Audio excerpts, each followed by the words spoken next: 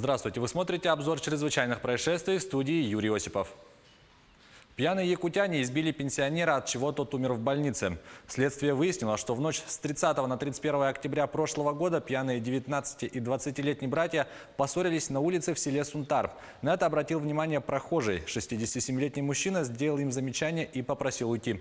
Это вывело молодчиков из себя, и они, объединившись, перенаправили свой гнев на незнакомого мужчину. Они повалили его на землю, стали избивать пожилого прохожего. Один из них настолько увлекся, что продолжил избиение, вооружившись деревянной доской.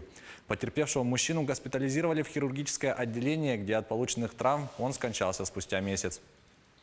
В ходе предварительного следствия один из обвиняемых с целью ухода от ответственности перекладывал всю вину на родственника, который соглашался с его показаниями. В суде подсудимые пытались убедить присяжных заседателей в причастности к смерти мужчины одного из них, настаивая на том, что второй не избивал мужчину, а лишь пытался остановить родственника. Но приводимые подсудимыми доводы были в полном объеме опровергнуты собранными в ходе следствия доказательствами.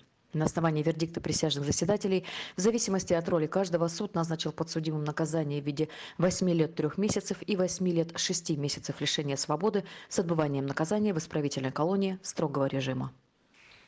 Торговля людьми запрещена с незапамятных времен, но даже сегодня мы сталкиваемся с такими случаями. В Якутске осудили женщину за продажу своей новорожденной дочки. Об этом сообщает прокуратура Якутии. Выяснилось, что 29-летняя местная жительница, воспитывающая 3 малолетних детей, в июне 2017 года родила еще одного ребенка. И, не желая воспитывать и его, передала новорожденного знакомой женщине, получив от нее 300 тысяч рублей. При этом подсудимая оформила отказ на дочь. В настоящее время девочка воспитывается в семье ее взявшей, и ребенку обеспечены все условия. Суд назначил женщине наказание в виде 4 лет лишения свободы условно с испытательным сроком на 2 года. Дети часто становятся жертвами нерадивых родителей, которые пытаются от них отказаться. В Чурапчинском районе Якутии мужчину приговорили к реальному лишению свободы за неуплату алиментов.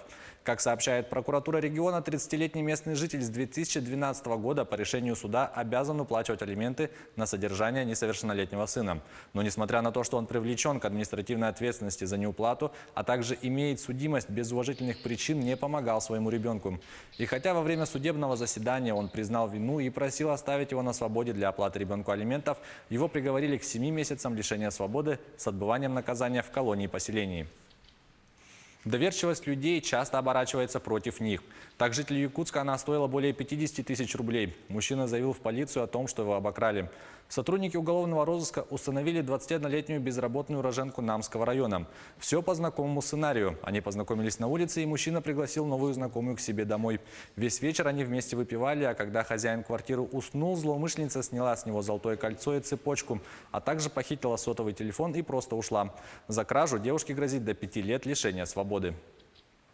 По меньшей мере 27 детей погибли в результате пожара в школе в столице Либерии. Подробности в репортаже Никиты Конева. Мощный пожар в Монровии, столице Либерии, унес жизни почти 30 человек. Из них 27 были детьми. Пламя вспыхнуло на окраине города, в исламской школе. Когда началось возгорание, шли занятия. Как пишет местная пресса, из здания удалось выбраться лишь 2 ученикам и 1 преподавателю. 2 пострадавших доставили в больницы. Полиция начала расследование. По предварительным данным, причиной трагедии стало замыкание в электросети. Пожары, вызванные подобными проблемами, в крупных городах Либерии далеко не редкость, однако они редко становятся смертельными.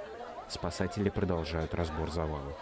Свои соболезнования родным и близким погибших выразил президент страны Джордж Веа. В своем твиттере он призвал молиться за семьи жертв. Это была рубрика «Чрезвычайные происшествия». Берегите себя.